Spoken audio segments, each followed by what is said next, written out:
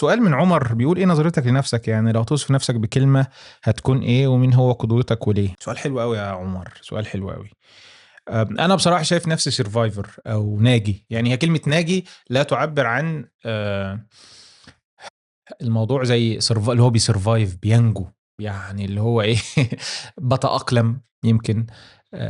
بس هي لو هتبقى الكلمة سيرفايفر بمعناها بقى بالعربي وبالانجليزي. موضوع القدوة ده يعني طبعا في الإجابة النموذجية اللي هو قدوتنا والنبي صلى الله عليه وسلم، ولكن أنا عارف طبيعة السؤال، لأن في ناس أحيانا يعني لما بنقول مثلا أفضل 10 كتب، ماشي، فيجي يقول لك نقول أفضل 10 كتب، يعني المفروض مضمونا افضل 10 كتب البشر كتبوهم مثلا يعني. يقول لك ازاي ما ذكرش القران في افضل 10؟ والقران يا جماعه اصلا بره يعني المقارنات دي هو الافضل، هو الافضل ونقطه. تمام. احيانا بنحتاج نوضح مثل هذه الاشياء.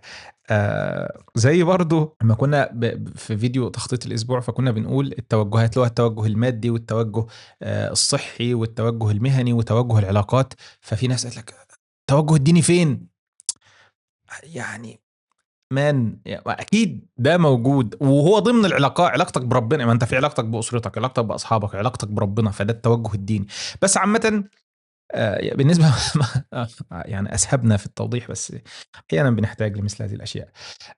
بالنسبه لموضوع القدوه، انا بصراحه مؤخرا ما عدتش ايه واخد موضوع القدوه ده كحاجه ثابته، ان في واحد انا ما يعني ماشي وراه على طول. حتى بتضايق لما ناس تقول يعني القدوه او انت القدوه، لا، ما مش كده خالص.